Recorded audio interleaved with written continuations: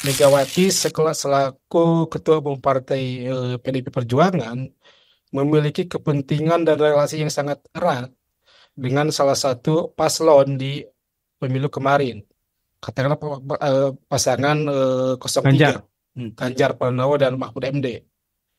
Nah, itu bisa menjadi salah satu hal yang krusial untuk dipertimbangkan oleh Mahkamah Konstitusi. Apakah legal standingnya itu masuk atau tidak? Berarti di sini kita bisa mengatakan bahwa legal standing Megawati meskipun menyandang nama besar, ya, ketum PDIP dan juga adalah mantan presiden, menjadi cukup lemah ketika menggunakan skenario amicus curiae.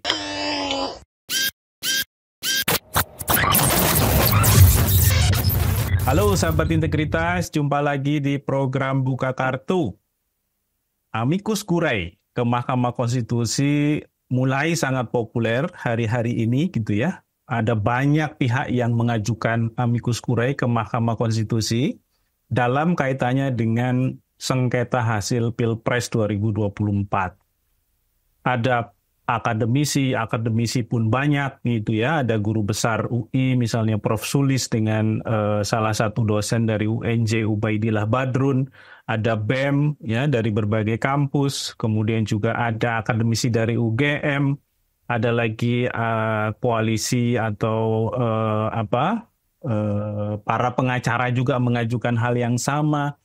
Dan terakhir yang kemudian juga semakin menggelegar isu mengenai amicus curiae ini adalah ketika Megawati Soekarno Putri, Ketua Umum PDIP sebagai partai pemenang pemilu di 2024 dan pada pemilu sebelumnya juga ikut mengajukan ke Mahkamah Konstitusi. Nah, tentu ini sesuatu yang perlu kita diskusikan. Mengapa ini menjadi satu pendekatan yang dilakukan oleh pihak terkait ya dalam memastikan kepentingan mereka bisa diakomodasi.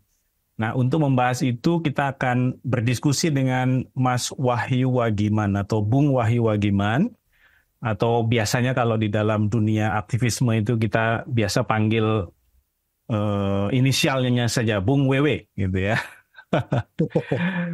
Bung Wahyu, apa kabar? Baik, baik Bang Anan. Gimana kabarnya juga? Kabar alhamdulillah baik. Ini kita sudah memasuki fase bulan baru gitu ya setelah kemarin kita Ramadan.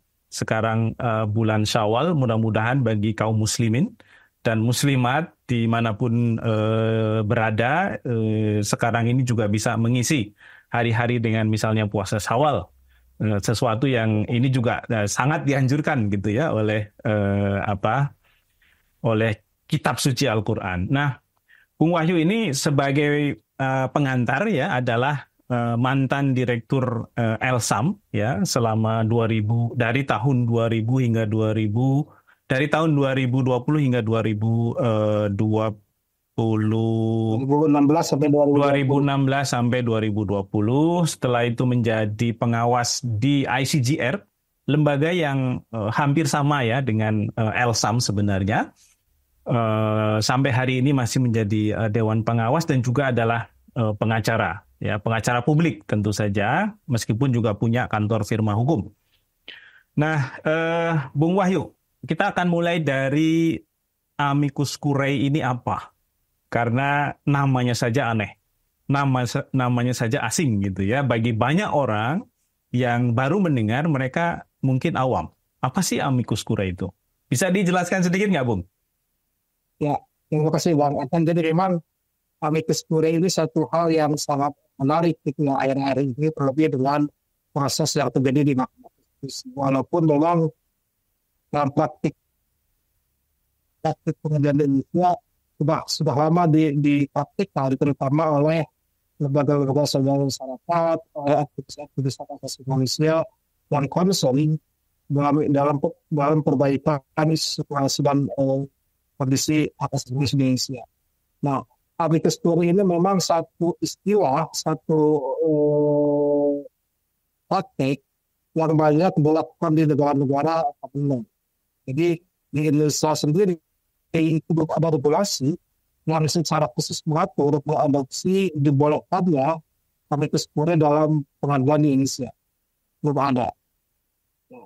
Secara umum memang amicus curiae ini bisa disebut sebagai sahabat pengadilan. Jadi di mana pihak-pihak yang tidak berperkara secara langsung, tapi dia memiliki perhatian, memiliki kepentingan terhadap hasil akhir dari suatu perkara yang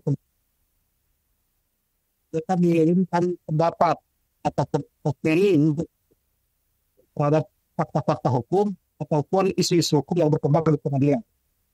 Jadi memang secara ringkas, amicus curiae ini adalah pendapat hukum yang diajukan oleh profesional, pihak pribadi ataupun lembaga yang memiliki concern terhadap satu isu, terhadap satu fakta yang terjadi di pengadilan. Pendapat mereka ini diharapkan dipertimbangkan oleh majelis hakim di pengadilan, walaupun mereka tidak bisa mengintervensi proses yang terjadi di pengadilan. Jadi hanya memberikan pendapat dan mudah-mudahan pendapatnya itu dipertimbangkan oleh majelis hakim di pengadilan. Ini yang pengertian umum secara pengertian yang secara luas dan dikenal sebagai amicus curiae. Bung Wahyu, tadi kan disebutkan kalau dari sisi dasar hukumnya memang belum ada aturan yang jelas ya mengenai posisi amicus curiae ini. Tetapi apakah ada preseden di mana amicus curiae ini tetap diterima oleh pengadilan sebelumnya? Karena jauh sebelum MK, tadi Bung Wahyu juga mengatakan sebenarnya ini praktek yang lazim dilakukan oleh terutama para aktivis swadaya masyarakat gitu ya dan para pembela HAM di Indonesia. Ya, jadi untuk presidennya memang sudah banyak ya kasus-kasus di peradilan Indonesia yang menggerakkan beberapa aktivis profesional ataupun pembela hak asasi manusia, pembela keadilan mengajukan amicus curiae ke pengadilan. Kita bisa melihat misalnya dalam kasus Prita Mulyasari, satu kasus yang bisa dijadikan salah satu katakanlah landmark gitu ya, yang kemudian diikuti oleh kasus-kasus yang lainnya yang di mana amicus curiae dari para pembela HAM, aktivis hak asasi manusia dipertimbangkan oleh pengadilan. Dan dua kasus terakhir misalnya yang juga menarik dan menarik perhatian publik bisa dalam kasus Baradae dan Mario Dandi. Beberapa lembaga swadaya masyarakat pembela HAM mengajukan amicus curiae, kemudian dipertimbangkan oleh majelis hakim dalam putusannya. Dan sejauh sebelumnya juga ketika kasus Times versus Soeharto akhir-akhir 90-an gitu ya, itu juga diajukan amicus curiae oleh beberapa pengacara pembela hak asasi manusia terhadap kasus yang dihadapi Time dengan Soeharto. Artinya secara umum praktik-praktik amicus curiae Indonesia sudah banyak berkembang gitu ya. Walaupun dengan banyak catatan, misalnya catatan yang banyak yang perlu diperhatikan adalah dari hampir 20 tahun terakhir begitu ya. Ada banyak kasus yang menggerakkan beberapa kalangan untuk mengajukan amicus curiae, tetapi itu belum diadaptasi ke dalam satu praktik yang jelas dalam hukum acara yang jelas di Indonesia. Yang kedua juga berkaitan dengan dasar hukumnya.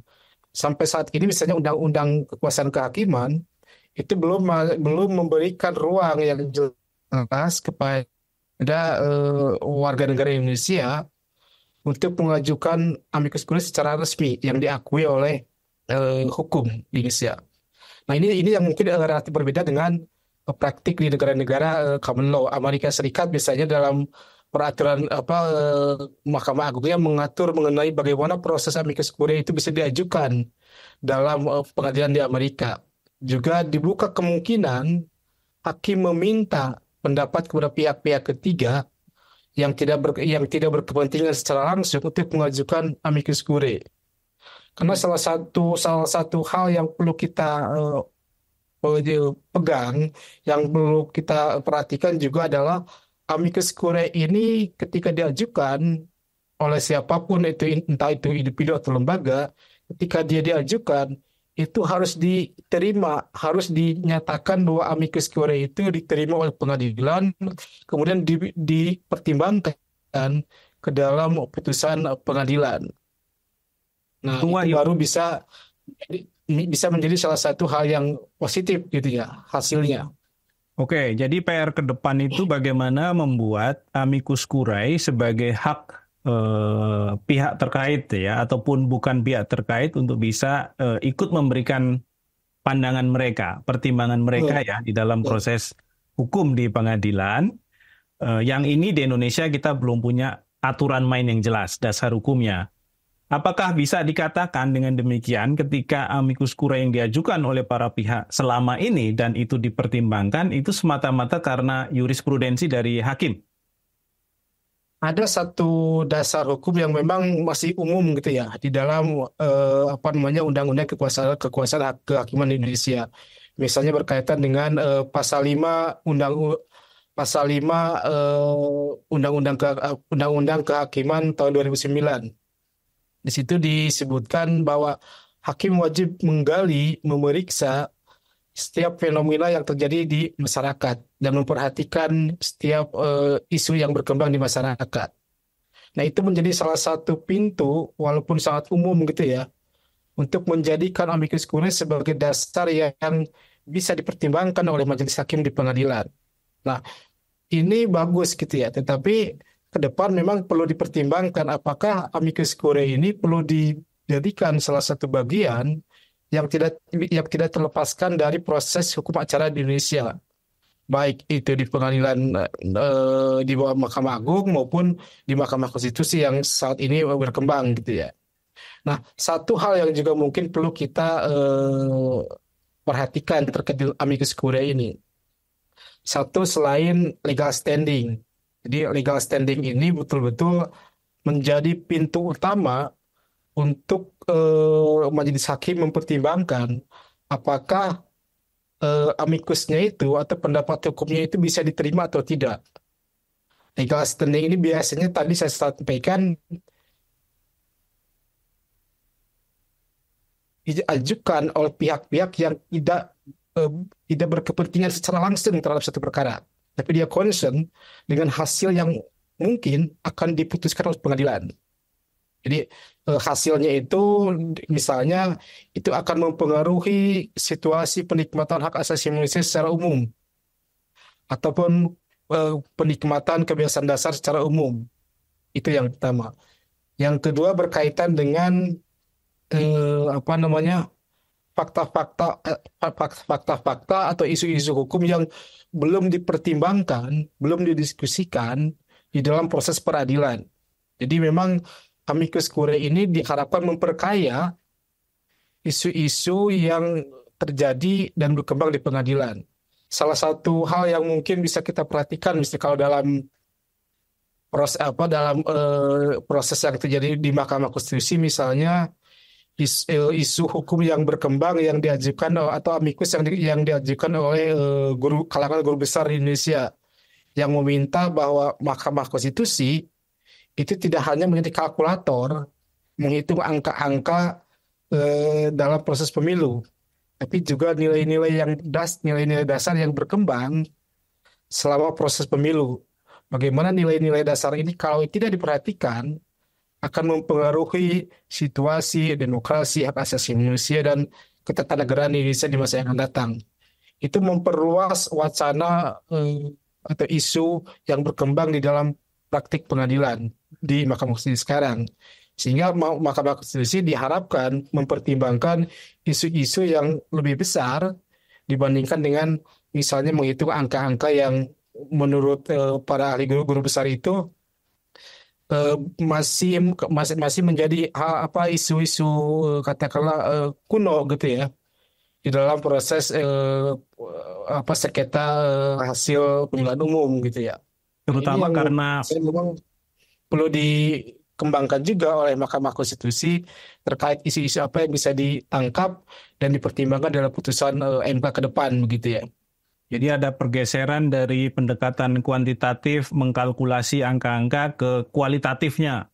yang betul. juga harus dipertimbangkan. Terutama ya dalam konteks 2024 ini isu besarnya kan adalah cawe-cawe Presiden Jokowi gitu ya di Betul, betul. dalam proses khususnya Pilpres. Ya, Pileg kita tahu juga punya banyak masalah dan catatan, tapi Pilpres ini menjadi sangat menarik untuk diperhatikan oleh publik karena memang ada banyak sekali prinsip-prinsip dan standar-standar umum gitu ya dalam konteks isu tata kelola, kemudian demokrasi, ya, yang itu sepertinya memang mulai tergerus ya dengan kehadiran dan tampilnya anak Jokowi langsung di dalam kandidasi yang itu di-endorse juga secara langsung oleh ayahnya yang kebetulan adalah sebagai presiden. Nah, sekarang kita masuk ke ini Bung Wahyu, Megawati ini. Kalau tadi guru besar, akademisi, aktivis itu kan udah biasa ya Ya, mengajukan amicus curiae gitu ya dengan tentu berbagai macam pertimbangan bahwa terobosan-terobosan hukum memang harus dilakukan. betul. Biasanya kan begitu ya, membangun suatu terobosan hukum ketika prosedurnya itu tidak tersedia. Ya, Jadi membuka sekat-sekat baru. Nah, dalam konteks pengajuan amicus curiae oleh Megawati, terutama gitu ya sebagai Ketua Umum PDIP, apakah ini menandakan adanya satu hal yang dianggap luar biasa di dalam konteks Pilpres sehingga sampai selevel Megawati ya bukan hanya sebagai ketum PDIP tentu saja tapi juga pernah menjadi wapres dan juga pernah menjadi presiden Republik Indonesia. Sesuatu yang sepertinya para mantan presiden ataupun mantan wakil presiden di era-era sebelumnya atau sampai sekarang belum pernah melakukan atau mengajukan amicus curiae. ya, itu satu hal yang di satu sisi menjadi satu hal yang positif gitu ya. Ketika seorang negarawan besar gitu ya, ketua umum partai mengajukan amicus curiae ke pengadilan. Itu satu hal yang perlu kita apresiasi gitu ya untuk ke depan. Tapi dalam perkara ini ada satu hal yang mungkin juga kita harus kembali pada asas. Bagaimana amicus curiae ini disandarkan pada satu kepentingan yang lebih besar. Legal standingnya itu jelas. Kalau kita lihat beberapa literatur maupun beberapa praktik di pengadilan Amerika misalnya jelas tuh siapa pemegang legal standing dari amicus curiae. Dia tidak boleh memiliki kepentingan langsung dengan satu perkara. Dia memiliki kepentingan tapi tidak memiliki kepentingan secara langsung dalam satu perkara.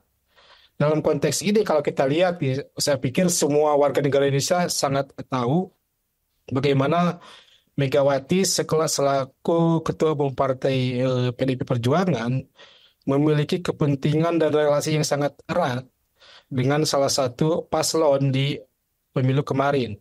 Katakanlah pasangan 03, Ganjar. Hmm. Ganjar Pranowo dan Mahfud MD. Nah, itu bisa menjadi salah satu hal yang krusial untuk dipertimbangkan oleh Mahkamah Konstitusi.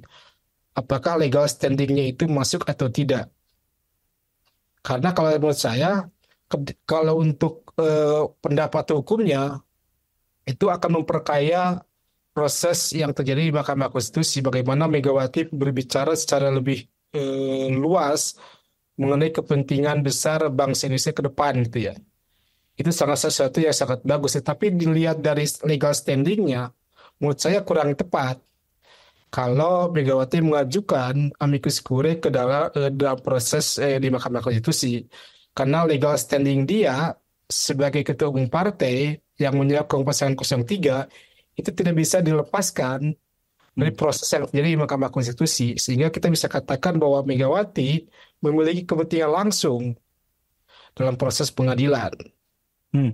Nah, kalau misalnya ke depan Mahkamah Konstitusi mempertimbangkan amicus itu, saya pikir selain Megawati ya, yang lain itu perlu dipertimbangkan secara serius dan dijadikan bahan untuk memutuskan perkara PHPU Pilpres. Jadi misalnya dari kalangan BEM, terus budayawan, Budayawan.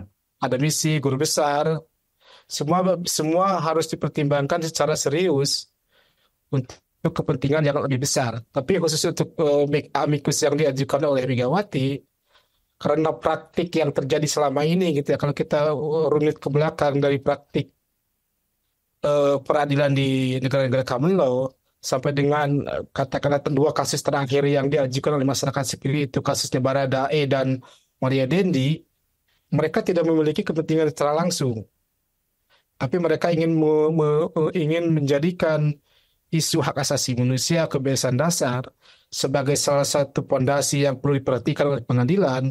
Mereka ajukan amicus curiae. Tapi dalam konteks amicus yang diajukan oleh Megawati, menurut saya ada kepentingan langsung yang itu tidak bisa ditolerir gitu ya oleh Karena oleh bisa praktik dibilang, Jepang. apakah bisa dibilang begini, Bung Wahyu? Itu karena Megawati adalah ketum PDIP yang juga adalah peserta pemilu, Ya, ya, baik Pileg maupun Pilpres, yang juga sudah menetapkan pasangan calon Ganjar Mahfud MD sebagai calon presiden dan calon wakil presiden yang diajukan oleh PDIP.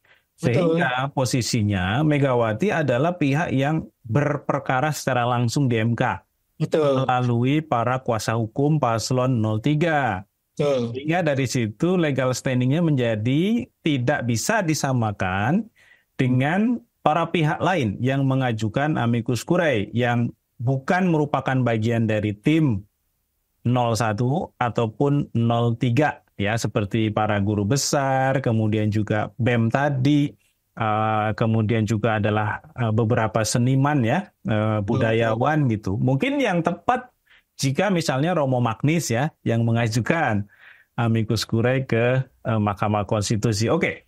Berarti di sini kita bisa mengatakan bahwa legal standing Megawati meskipun menyandang nama besar ya, ketum PDIP, dan juga adalah mantan presiden, menjadi cukup lemah ketika menggunakan skenario amicus curiae Ya, untuk mempengaruhi pertimbangan hakim di kemudian hari dalam konteks MK. Sehingga kalau misalnya kuasa hukum 02 mengatakan hakim MK tidak akan mempertimbangkan amicus curiae dari Megawati, itu berarti ada benarnya ya, Bung Wahyu ya? betul, betul. Jadi memang ada apa namanya? Ada wajar kalau misalnya Mahkamah Konstitusi ke depan itu mengabaikan amikus yang diajukan oleh Megawati, karena dari proses yang terjadi di Mahkamah Konstitusi ada keterkaitan secara langsung antara proses pemilu, proses pengusungan capres cawapres, dan juga misalnya apa namanya, proses pemilihan legislatif yang didukung oleh partai PDIP yang dipimpin oleh Megawati. Sehingga relasi yang erat antara Megawati dengan pasangan capres, cawapres, dan juga partai yang diusung Megawati itu sangat dekat gitu ya. Kita tidak bisa mengabaikan fakta bahwa Megawati memiliki kepentingan langsung terhadap kemenangan katakanlah Ganjar dan Mahfud MD. Nah, ini saya pikir itu menjadi salah satu titik krusial kenapa Mahkamah Konstitusi, kalaupun mempertimbangkan amikus-amikus yang diajukan oleh kalangan akademisi, budayawan maupun BEM, kecuali Megawati, karena relasinya sangat erat gitu ya. Karena tadi sampai saya sampaikan tadi, kita perlu kembali ke asas bahwa amikus itu hanya diajukan oleh pihak yang tidak memiliki kepentingan secara langsung. Dan dalam konteks ini Megawati memiliki kepentingan agar pasangan 03 yang didukungnya itu memenangkan Pilpres yang berlangsung bulan lalu misalnya. Meskipun secara substansial apa yang disampaikan misalnya sebagai pendapat hukum di dalam amicus curiae itu ada benarnya ya? Betul, betul. Tetapi ada dua hal yang menjadi salah satu isu juga yang perlu diperhatikan di dalam mengajukan amicus curiae. Satu, legal standing. Yang kedua, legal standing ini harus diakui atau dinyatakan diterima oleh pengadilan. Yang kedua, pendapat hukumnya. Dari pendapat hukumnya bisa diterima secara akal sehat gitu ya. Tapi legal standingnya itu menjadi indikator pertama apakah pendapat hukumnya itu bisa diterima atau tidak. Jika legal standingnya tidak masuk, tidak lolos, secara otomatis pendapat hukumnya juga akan diabaikan gitu. Nah, Oke. dua indikator ini yang menjadi salah satu guidance katakanlah pedoman umum dalam praktik amicus di negara-negara common law gitu ya. Yang kemudian juga banyak diadaptasi dalam proses peradilan di Indonesia. Legal standing, kepentingan hukum para pengirim amicus, yang kedua pendapat hukumnya. Begitu. Bung Wahyu, ini supaya amicus curiae bisa diakomodasi di dalam aturan main yang lebih jelas, dasar hukum, kira-kira undang-undang apa yang kemudian harus diperbaiki atau diperkuat? Yang pertama pasti undang-undang kekuasaan kehakiman. Karena undang-undang kekuasaan kehakiman menjadi salah satu pintu dasar untuk membuka peluang diadopsinya amicus curiae gitu ya. Tadi ada ketentuan di dalam undang-undang kekuasaan kehakiman mengenai keharusan hakim untuk menggali nilai-nilai yang terjadi di masyarakat. Nah, nilai-nilai itu yang terjadi di masyarakat ini kalau mau dikuatkan lagi, misalnya dengan memasukkan ketentuan mengenai amicus curiae ke dalam menjadi bagian yang tidak terlepaskan dari nilai-nilai yang berkembang di masyarakat. Ini salah satu hal yang ke depan perlu diperbaiki, perlu dibuat oleh pemerintah Indonesia. Dan dalam konteks ini mungkin Megawati perlu mendorong partainya di parlemen untuk mengubah undang-undang kekuasaan kehakiman dengan memasukkan ketentuan mengenai amicus curiae. Ini akan menjadi salah satu hal yang menurut saya menarik gitu ya, ketika Megawati mengalihkan concern-nya dari amicus di MK menjadi mendorong partainya untuk membentuk satu regulasi khusus mengenai amicus curiae di dalam praktik peradilan Indonesia. Ini kemaslahatannya akan lebih besar, akan lebih bermanfaat dirasakan oleh masyarakat Indonesia gitu ya, dibanding dengan mendorong amicus di Mahkamah Konstitusi. Itu mungkin Bang Adan ya. Oke, Bung Wahyu, sepertinya penjelasan soal amicus curiae dalam konteks pengadilan umum maupun MK yang sekarang sedang berjalan sangat jelas. Yang tadi menarik, meskipun menyandang nama besar, Megawati Soekarno Putri, anak dari Soekarno langsung, ketum PDIP, mantan wakil presiden, mantan presiden, tapi nama besar itu tidak cukup dalam konteks amicus curiae karena ada legal standing yang dalam praktek hukum amicus curiae di negara-negara common law seperti di Amerika, ya mereka ini adalah para pihak yang nggak punya kepentingan langsung dengan sebuah perkara. Dalam konteks ini Megawati punya kepentingan langsung. Nah, akan tetapi menjadi menarik adalah ketika Megawati dan partai PDIP justru mendorong kebijakan hukum yang lebih progresif ke depan. Dengan memasukkan amicus curiae sebagai mekanisme hukum baru yang bisa diterima oleh hakim dengan tentu saja prosedur yang lebih jelas, dengan batasan-batasan yang jelas, sehingga masyarakat secara umum juga memiliki ruang yang lebih besar untuk bisa berkontribusi dalam memberikan pendapat hukum di dalam proses-proses pengadilan, terutama untuk isu-isu publik ya, tentu saja ya, bukan untuk isu-isu yang sifatnya privat. Demikian sahabat integritas, diskusi kita dengan Bung Wahyu Wagiman. Kita akan masuk lagi ke tema yang lain yang juga sedang panas dibicarakan oleh kita semua. Jangan lupa like, subscribe, kemudian juga komen, serta tekan tombol lonceng supaya sahabat integritas akan terus mendapatkan update-update mengenai diskusi-diskusi yang kita tuangkan di dalam kanal Satu Visi Utama. Kita ketemu lagi di lain waktu. Sampai jumpa.